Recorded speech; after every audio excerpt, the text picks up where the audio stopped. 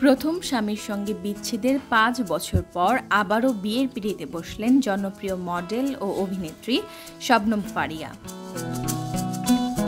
শুক্রবার বাদ-আসর ঢাকার অদূরে মাদানী এভিনিউতে অবস্থিত মসজিদ আল মুস্তফায় ঘনিষ্ঠ জন ও পরিবারের উপস্থিতিতে তাদের বিয়ে সম্পন্ন হয়। শবনম ফারিয়ার দ্বিতীয় স্বামীর নাম তানজিম তৈয়ব। তিনি রাজশাহীর ছেলে এবং অস্ট্রেলিয়ার ইউনিভার্সিটি অব সাউথ ওয়েলস থেকে ফিনান্সিয়াল ইঞ্জিনিয়ারিংয়ে স্নাতকোত্তর সম্পন্ন করেছেন। বর্তমানে তিনি বাংলাদেশের একটি শীর্ষস্থানীয় বেসরকারি ব্যাংকে অ্যাসিস্ট্যান্ট ভাইস প্রেসিডেন্ট হিসেবে কর্মরত।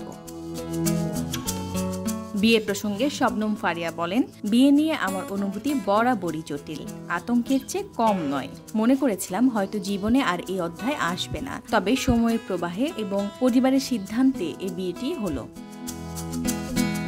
শবনম ফারিয়া ২০১৮ সালে হারুনুর রশিদ অপুকে বিয়ে করেছিলেন, তবে ১ বছর ৯ মাসের মধ্যেই তাদের বিচ্ছেদ ঘটে। ২০২০ সালের ২৭ নভেম্বর তিনি অপুকে ডিভোর্স দেন। পরে অপুরও দ্বিতীয়বার বিয়ে হয় তরুণ উপস্থাপিকা ও মডেল নওরিন আহমেদের সঙ্গে। দেশ সময় নিউজ ডেস্ক।